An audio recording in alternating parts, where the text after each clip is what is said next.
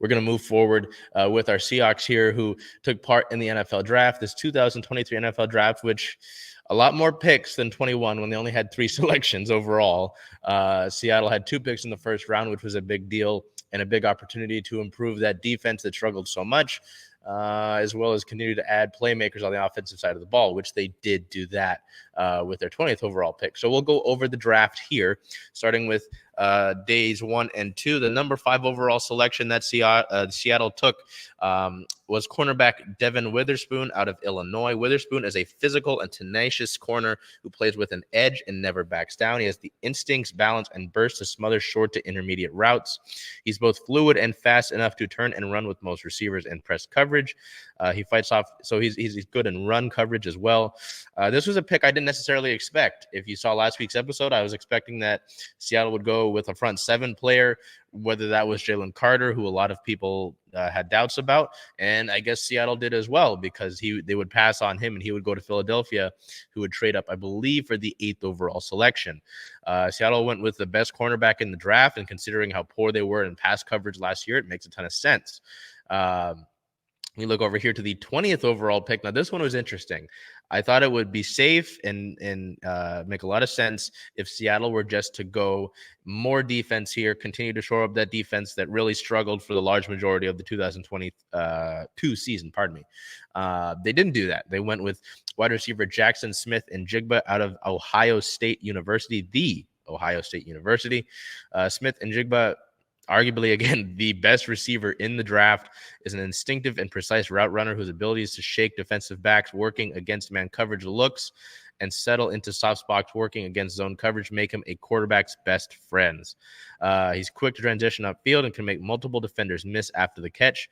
He did miss most of the 2022 season with a hamstring injury, but did show great burst and was smooth in this past combine, which is giving, I'm sure, gave Seattle much more comfort in terms of how that hamstring injury looked. That gives Seattle potentially their first true third receiver in the entirety of the time that DK Metcalf and Tyler Lockett have been members of this Seattle team. So Seattle finally gets a third receiver, a true third receiver, instead of kind of shuffling guys in and out. This result was revolving door of third receivers, and Geno Smith gets another weapon. So Seattle arguably gets 2 of the top players in the draft with their 5th and 20th overall selections, 2 of the top players at their respective positions. And overall, I would have to say that first round was a success. I think it's hard to not look at that first round as a success. We continue on here to round 2 with the 37th overall pick. Seattle took outside linebacker Derek Hall from Auburn. Hall is a classic wide 9 prospect with the takeoff speed to quickly build momentum and convert speed to power rushing from outside offensive tackle shoulders. He has a highly effective dip and rip move and closes well on the quarterback. So Seattle does go with a front 7 player here to begin the second round. They get a guy he's a very rangy run defender who chases with some excellent effort. He has a great story. Derek Hall has a great story as to how he's gotten to this point in time. His comparison was Zadarius Smith. And if you know who Zadarius Smith is, that's a pretty darn good comparison for an edge rusher. So hopefully that's going to pan out, because this was something, I talked about it last week with Will Anderson. Seattle really has not had a certified go and get the quarterback guy from the edge. It's been a lot of waiting for guys like LJ Collier, Darrell Taylor to be more consistent. Uchenna Nwosu had a great season last year. So maybe, outside of that, Seattle continues to look for pass rush. And, Derek Hall is one of those guys that you're going to look for him to develop and be someone who chases the quarterback for years to come in Seattle uniform. In the second round still, with the 52nd overall pick, this one was interesting and did catch some flack. I kind of questioned it a little bit as well when I saw it in the moment. Seattle took running back Zach Charbonnet out of UCLA. He did transfer, I believe, from Michigan State. I could be wrong about that. It was one of the Michigan schools. Charbonnet is an instinctive, patient runner with the speed to sift through traffic between the tackles. He has the power, balance, and determination to regularly pick up yards after contact. He punishes defenses for sloppy tackling and bad angles. He can pluck passes out of the air and flashes after the catch. He does have some potential to develop into an effective pass blocker. So this one was interesting. I talked about running back last year. I was a little bit cautious of that. Let me see. I'm trying to see where he went. Oh, yeah. So he was at Michigan, and then he transferred to UCLA. I mean, with Rashad Penny going to Philadelphia, Travis Homer leaving in free agency, I believe, to Chicago, Seattle's going to need a certified 2 to Kenneth Walker III. You've still got some guys like DJ Dallas on the roster. That's fine, but Seattle does want another big, strong back, and that's what Charbonnet does give you. And he does give you another option to really help bolster this offense, and will probably get a good amount of touches this upcoming season. Seattle did have a selection in the third round, but they would trade out of it to get another selection in round 4. So we move over here to the last few rounds. With the 108th overall pick, Seattle selected offensive guard Anthony Bradford out of LSU. Interior lineman was kind of the focus on this side of the ball for the trenches. Your tackles are good. You've got Abe Lucas. You've got Charles Cross. Center, you did sign Evan Brown in the offseason, but that wasn't a sure thing. And you kind of want to, I'm sure, build towards a center that can have the longest amount of time. I mean, that can be your center for the future, effectively, is what I'm trying to say. And here they went with a guard. You did get rid of Gabe Jaxon. You brought back Phil Haynes on a deal after Haynes effectively split time with Jaxon. And then you bring in Bradford, another LSU guard, after you've got Gabe Lewis on the roster. Bradford is a big offensive guard prospect with the strength to steer defenders and move them off the ball when he gets into sound initial position and plays with some solid technique. He has the size and strength to hold his ground when he squares up the bull rushers. He tested better than expected all through the combine, considering that he's frequently late getting into position and doesn't change direction while on tape. So still, I say the word prospect, you can kind of get it here. He is sort of a work in progress here. With the 123rd overall pick, Seattle selected defensive tackle Cameron Young out of Mississippi State. So that was the defensive tackle pick that a lot of people were looking for with Seattle, wanted to bolster that interior defensive line. This is where some did think, with the 5th overall pick, that they'd go not Jordan Davis. It's last year's draft. Jalen Carter. Instead, they wait here till they get Cameron Young out of Mississippi State. Young has long arms and does a good job of getting into the offensive lineman's pads. He does control blockers with strong hands and disengages quickly and chases with a great motor. He is a raw prospect and doesn't always seem to have a plan, but he definitely has some upside as a pass rusher, which is something that, again, Seattle is looking for. We move over to round 5. The 151st overall pick is defensive end Mike Morris out of Michigan, who you can see there on your screen. Morris is an effective hands fighter who can cross the offensive tackle's face, rushing the passer. He doesn't have overwhelming speed to power. That's right. Okay. But he generates push and gets off blocks late.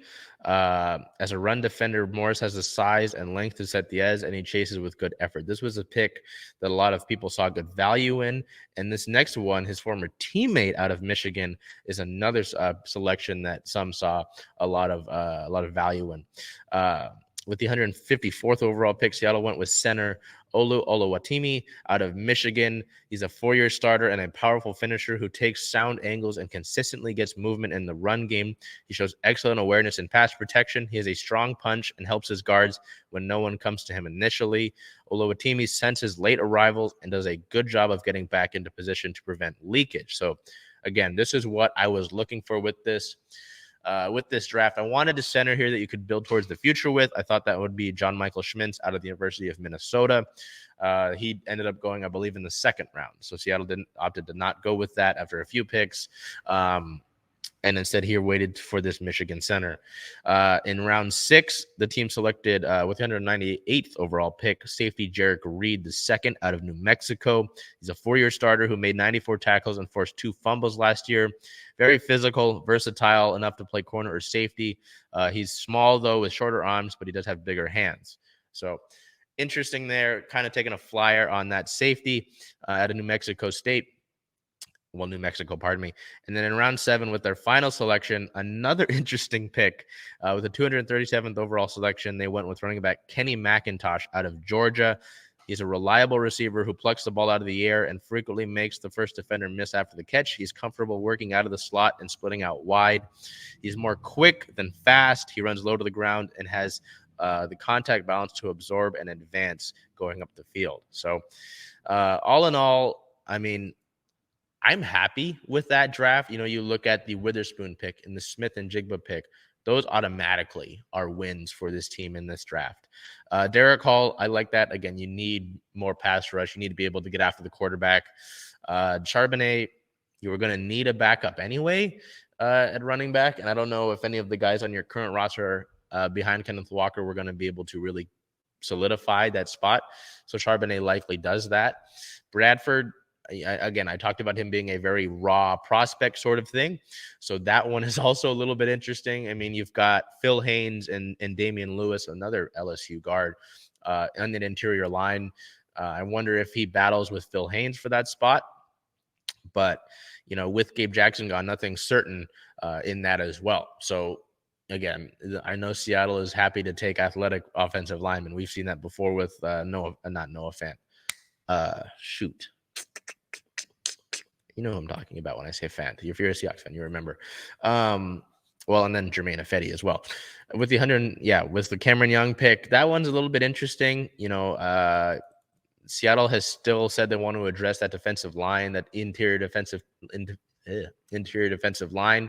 They've talked about wanting to bring Al Woods back, so we might see that, but at a lower rate than what they would have paid initially had they brought him back with that with his first offer. Morris and Oluwatimi, the Michigan picks, I think that's really solid in round 5 to get that sort of value, and I'm hoping that selection is the center of the future. Evan Brown, fine. He's played solidly with the Lions before, but Oluwatimi seems like, this is a guy you look at the sort of pedigree that he had, the sort of career that he had at Michigan, can grow into that. And that's what you need. You need a consistent center. You need a consistent starter. Seattle has not had that, a good, consistent center since Max Unger. You can look at Justin Britt and sure, you can make a case for that. But I've wanted more out of that center position for years since Max Unger, and this could potentially be the start of that. Jarek Reed, I mean, hey, take a flyer on an athletic defensive back. If there's a coach in the NFL that is going to work with defensive backs, it's going to be Pete Carroll. So that could be an interesting selection as well. But considering the amount of talent that's in the secondary right now, if you look at, at least the corners, you've got Woolen and Witherspoon at the top there. You look at the safeties with Jamal Adams coming back from surgery, with Quandre Diggs, and then signing Julian Love. It's a loaded defensive back room. So it's not going to be easy for a guy like Jarek Reed to come in here and make an instant impact. Kenny McIntosh is an interesting pick. He had a really emotional, funny call with the media after being selected. Sounds very motivated coming into camp, which I can understand. Again, round 7, had a solid career at Georgia, but it's going to be tough for him as well. And, I mentioned having DJ Doss on the roster. So you look at Walker and Charbonnet and Dallas, and then, a few other guys, and then there's Kenny McIntosh. So that's going to be tough as well. This is also the time immediately after the draft when teams start signing undrafted free agents. So far to this point on Monday, there are 32 of them. So we're going to go through them as quick as I can. Linebacker Michael Ayers out of Ashland University. Safety Mo Osling out of UCLA. Defensive end Jordan Ferguson out of Middle Tennessee State. Offensive lineman Kendall Randolph out of Alabama. Running back Marcus Cooper out of Incarnate Word. Linebacker Robert Barnes out of Colorado. Quarterback Holton Allers out of Eastern Carolina. Cornerback Arquan Bush out of Cincinnati. Defensive end MJ Anderson out of Iowa State. Defensive back Lance Boykin out of Coastal Carolina.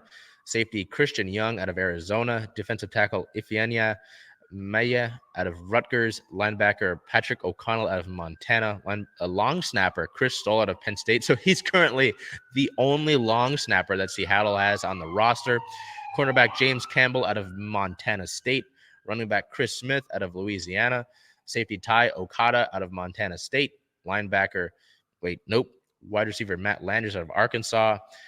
Defensive tackle Robert Cooper out of Florida State. Defensive lineman Jonah Tavai out of San Diego State. Linebacker/safety Jonathan Sunderland out of Penn State. Tight end Noah Grindorf out of North Dakota State.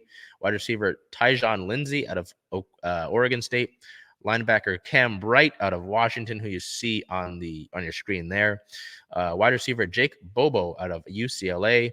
Linebacker Lamont Bishop out of Oklahoma State. Wide receiver CJ Johnson out of East Carolina. Quarterback Jack Cohn from the San Antonio Brahmas of the XFL. Linebacker Robert Barnes out of Colorado. Safety Hunter Nichols out of San Diego. quarterback Reese Udinsky out of Richmond, and then lastly, tight end Caleb Warren out of Rhode Island. This list can continue to grow. Some of these are just camp invitations as well, not necessarily signings. So these are the guys that are going to be fighting for roster spots. They're going to be battling throughout the course of the preseason and the preseason games. And again, I mean, the biggest thing you look at when you look at undrafted free agents is obviously these guys didn't get picked. They didn't hear their name called in the draft, but they still very well have an opportunity to come out and contribute. I mean, the biggest one that comes to mind is Doug Baldwin when you look at guys who went undrafted. So that is still very much possible. That'll wrap it up with the draft there and the undrafted free agents list. I believe Bell and I will look further into the draft here, but that's what we've got for the NFL draft.